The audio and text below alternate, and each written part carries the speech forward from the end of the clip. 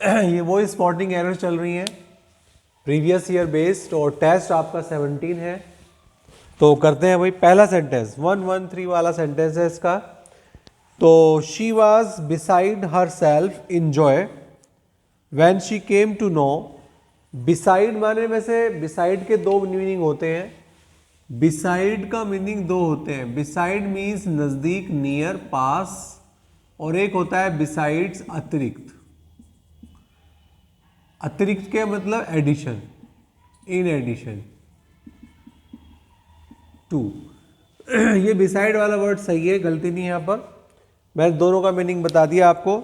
तो she was beside her self. Beside her self एक idiom होता है, बिसाइड हर सेल्फ विद, इन नहीं आता।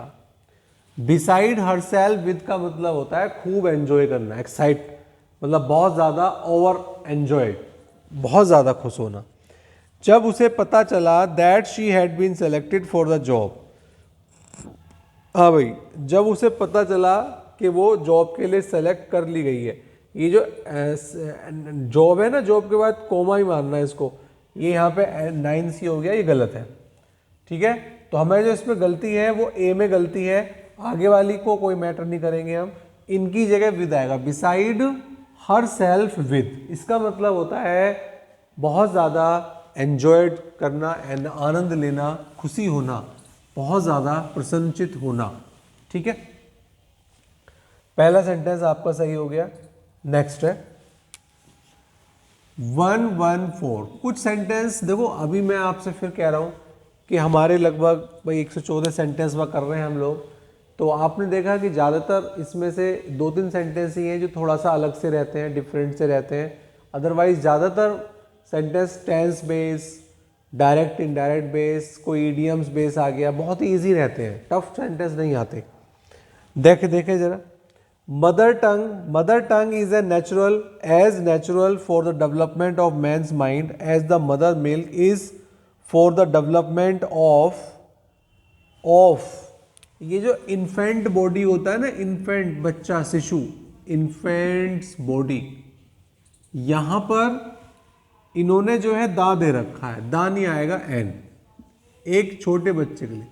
इन्फेंट में ई आ रहा है, वोवेल साउंड, वोवेल साउंड करते हुए इसमें दा मत लगाना।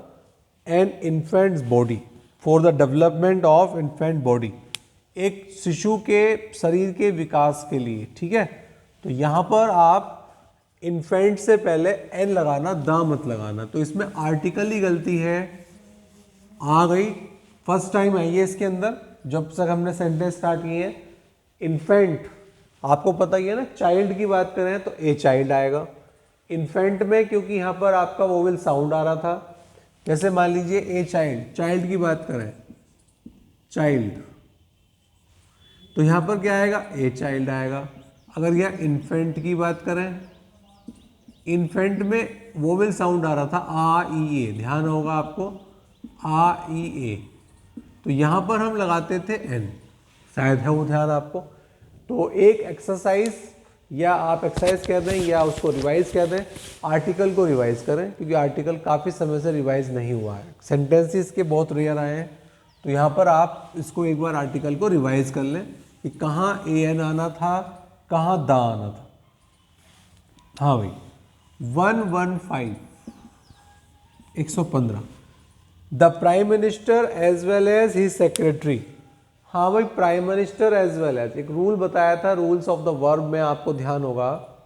रूल्स ऑफ द वर्ब में बताया था कि जब दो subject with, along with, together with, as well as, and, not, and, like, ठीक है, बिसाइड्स, इन एडिशन टू, इनसे जुड़े होते हैं, तो जो क्रिया आती है वो वर्ब के जो फर्स्ट सब्जेक्ट होता है उसके अनुसार। पहला सब्जेक्ट इसमें दे रखा है द प्राइम मिनिस्टर, तो जो पहला सब्जेक्ट है द पीएम जो दे रखा है उसके अनुसार वर्ब आएगी। तो उसके अनुसार तो वर्ब सिंगुलर आनी चाहिए, तो वर आना चाहिए, वर की जगह वाज आना चाहिए। तो इसका मतलब करेक्शन ए में है। तो ऐसी करेक्शन भी आती है जो आपको मुश्किल से 2 सेकंड में पता लग जाएगा कि इसका आंसर ये है। तो ऐसी करेक्शन की संख्या, हमारा ऐसा एक्सपेक्टेशन होती है, होप होती है, ऐसे करेक्शन की अगर 5 आती हैं आपके यहाँ करेक्शन तो कम से कम 3 से 4 करेक्शन ऐसे ही आप कर लेंगे। एक करेक्शन जो आपको ध्यान देना होगा कि भाई इसमें कुछ अलग से दे रखा है, उसको थोड़ा सा प्रैक्टिस और थोड़ा आपकी मेहनत है, देखो रिवाइज करते रहो चीज़ों को। नेक्स्ट है 116। हाँ भाई 116। The speaker was not only slow but also inaudible. The speaker जो है वो केवल स्लो ही नहीं था बल्कि उसको सुना भी नहीं आता। ऑडिबल माने सुनना और इन लगा दें तो उसका अपोजिट हो जाता है। अब बात आती है कि नॉट ओनली बट ऑल्सो जब आ रहा है तो यहां पर एज वेल की कोई जरूरत नहीं है, यानी कि जो ऑप्शन इसमें सी दे रखा है, सी में जो एज वेल दे रखा है वो सुपरफ्लूअस है, अननेसेसरी है, नॉट रिक्वायर्ड है। नॉट ओनली और बट ऑल्सो होते हैं, उसके साथ एज वेल की कोई रिक्वायरमेंट आपको नहीं होती है।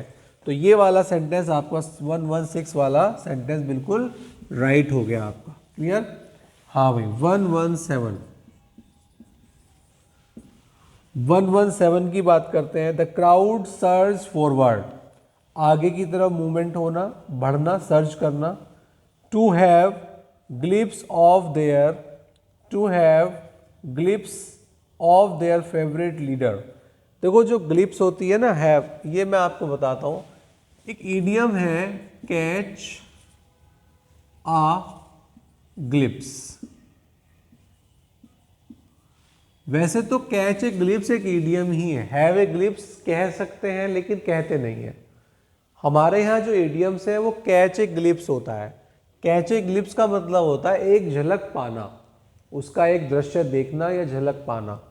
ठीक है, जैसे मैं दिल्ली गया, वहाँ मैंने एक झलक देखी, ठीक है, लोटस टेम्पल की झलक देखी, तो I went to Delhi to catch a glimpse of Lotus Temple. तो कहने का मतलब यह है कि टू कैच, जब हम टू कैच ए ग्लिप्स करते हैं तो वहाँ पर हैव नहीं आता, ईडियम ही रहता है, ईडियम में हम कोई चेंज नहीं करते। तो कैच का कैच रहने दो, हैव मत करो। ठीक है, तो यहाँ पर यही गलती थी और इसमें गलती आएगी ये ऑप्शन नंबर बी में गलती मिलेगी आपको। 118। There is an distinctive possibility. हाँ भाई, डिस्टिंक्टिव पॉसिबिलिटी कहेंगे या डिस्टिंक्ट, देखो ऐसी करेक्शन को कर पाना बड़ा टफ होता है। तो ये डिस्टिंक्टिव, दिस इज डिस्टिंक्टिव होता तो सही, इसके साथ कोई चीज जुड़ी होती है डिस्टिंक्ट लिखते हैं हम। तो डिस्टिंक्ट पॉसिबिलिटी एक विशेष परिस्थिति है, संभावना है, विशेष संभावना है। तो यहाँ पर जो गलती है तो मैं ऐसी करेक्शन को थोड़ा टफ में डाल देता हूँ जहाँ पर बहुत ही रेयर कंडीशन में आपको पता लग पाएगा। देखो कुछ चीज़ें हम एक्सेप्ट कर लेनी चाहिए, कुछ चीज़ें ऐसी आती हैं जो वास्तव में ही टच में नहीं होती हैं और उसको टच कर पाना भी बड़ा मुश्किल हो जाता है। लेकिन ऐसी करेक्शन यदि एक आती है और आप नो कर पाते हैं तो आप अपने आप को बेटर, बेस्ट कंडीशन में पाएंगे। ठीक है, चलो जी नेक्स्ट है 118 कंप्लीट हो गया हमारा, 118 कंप्लीट। नेक्स्ट है 119।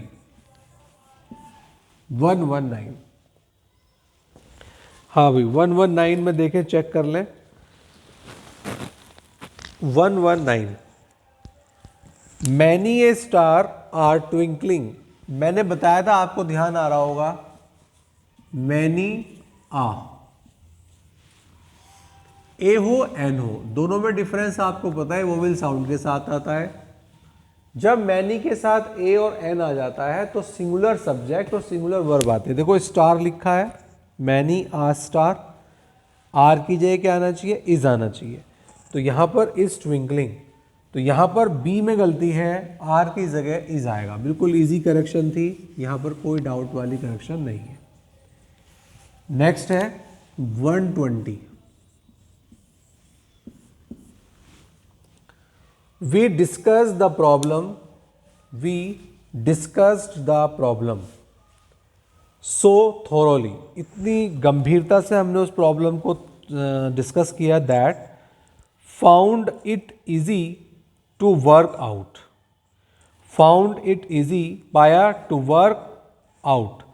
तो ये work it out की जरूरत नहीं है, बस work out, बस यहाँ पर आप सी में ही करेक्शन मान लें इसको, सी पार्ट में वर्क इट आउट ना कहकर सिर्फ इसको आप वर्क आउट कह दें, आप सॉल्व होना, ठीक है, वर्क आउट माने, और पाया इजी टू वर्कड आउट, इसको काम को करने में इजी पाया, ठीक है। तो इसको करेक्शन में सी में करेक्शन है ये भी थोड़ा सा अलग टाइप की करेक्शन थी। 121 करते हैं। Whenever a person lost anything, the poor folks around are suspected.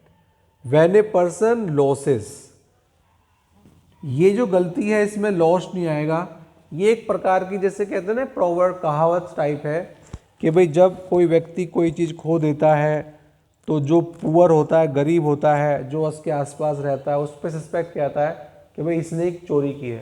तो यहाँ पर एक जनरल सेंटेंस है, तो इसमें हम लॉसेस कह सकते हैं, LOSES, लॉस्ट नहीं करके लूजेस, लॉसेस जो कहते हैं, लॉस नहीं है, लूज कहते हैं, लूज, जै की जेंस आती है, लूजेस, खोना, फर्स्ट फॉर्म में SEIS लगाना पड़ेगा। तो 121 ये हमारा सेंटेंस क्लियर हो गया।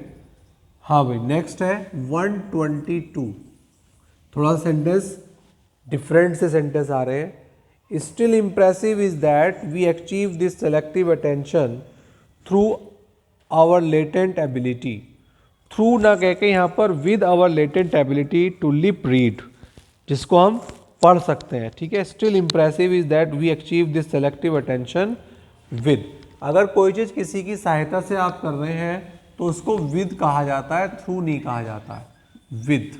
तो यहाँ पर विद, ये भी थोड़ा करेक्शन अलग नेचर की करेक्शन थी, इसको भी थोड़ा सा ध्यान रखना। इस तरह की करेक्शन बहुत रेयर बनती है, ठीक है। हाँ भाई, नेक्स्ट आइए 123। 123 करते हैं। As I entered the famous gallery, my attention was at once drawn to the large sculpture in the corner. इसमें कोई करेक्शन नहीं है, चलो इसको इतना ही रखते हैं।